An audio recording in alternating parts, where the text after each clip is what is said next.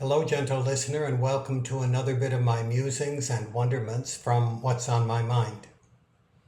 Sometimes life presents us with wonder in the serendipitous and happenstance of very ordinary events. Even life's irritations can take on extraordinary significance.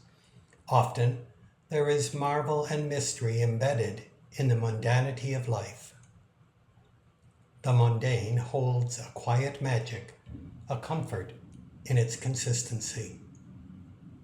And so it was one day for me in a convergence of three scenarios.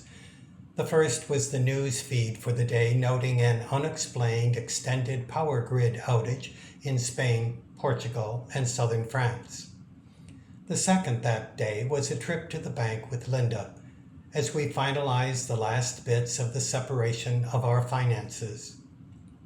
And the third, a chance discovery of a sleeping man and a woman darning socks. The trip to the bank was one of many for Linda and I as we sort through 45 years of financial interdependence to create independent, individual financial lives. And this 1820s image from the Frans Hals Museum in the Netherlands is just one of my many discoveries that flash on my computer screen, usually while I'm searching for something else. I looked at the image on my screen and a light went on. Darning your socks is an excellent metaphor for life when moving forward means taking the best of what remains of the old, make a patch where necessary, and put one foot in front of the other to embark upon a new and useful life.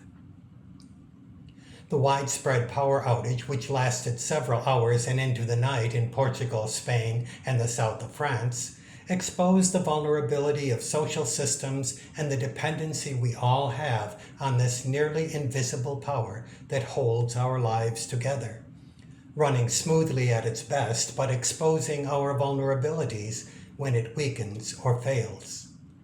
There were many scenes of people making do, improvising and getting on as best as possible in their darkness. I discovered that darning socks, a quietly domestic, almost meditative experience, is imagined many times over in art and design. And true, in this throwaway culture, it is probably now a lost skill. But long before recycle, repurpose, and sustainability were popular hashtags, I remember from childhood my grandmother darning socks. I did not attach any economic necessity behind these practices, but it seemed more a sense of value for an era and a culture that preceded our throwaway, disposable practices that followed decades later. Perhaps in a new era that focuses on sustainability, darning socks will be valued once again. I even found a blog post, details in the description notes, complete with a 10-minute video on how to darn a sock, which takes a step to bring this venerable skill into the 21st century, if you're interested. Carefully, thread by thread, reweaving purpose and life back into the spots that are worn thin with wear and tear, mending vulnerabilities and recreating usefulness.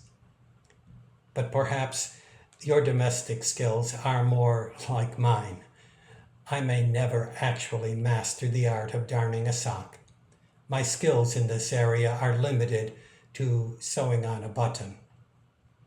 But I can appreciate the image and apply the principle, reweaving and rewearing, recreating life out of tears and tears, improvising when the light has gone dim, when patience is frayed and energy fails. Oh, one last thought. This image interested me because of the word play on tears, as in the fabric, and tears, as in the stuff of life trials and tribulations. And while this blog, The Knitting Needle and the Damage Done, is ostensibly about the practical matters of darning, Some of the blog material reads like a meditation on life, with guides on how to take mending and making do to a whole new level, to the point where it is an art and a source of pleasure rather than merely frugal. My musings about darning socks may or may not inspire you to pick up a darning egg, a needle, and a thread, but perhaps you will find it useful figuratively to help you see the mystery and magic among the mundane happening in your life. Thanks for joining me in this YouTube adventure. Check the information in the description for links to my books and to the resources used to create this video. Click subscribe below to be notified of future videos, and thumbs up if you like this one. And yes, if you have a comment, you can write it in the YouTube video site, use the contact form in the website, or just send me an email. But for now, goodbye, gentle listener.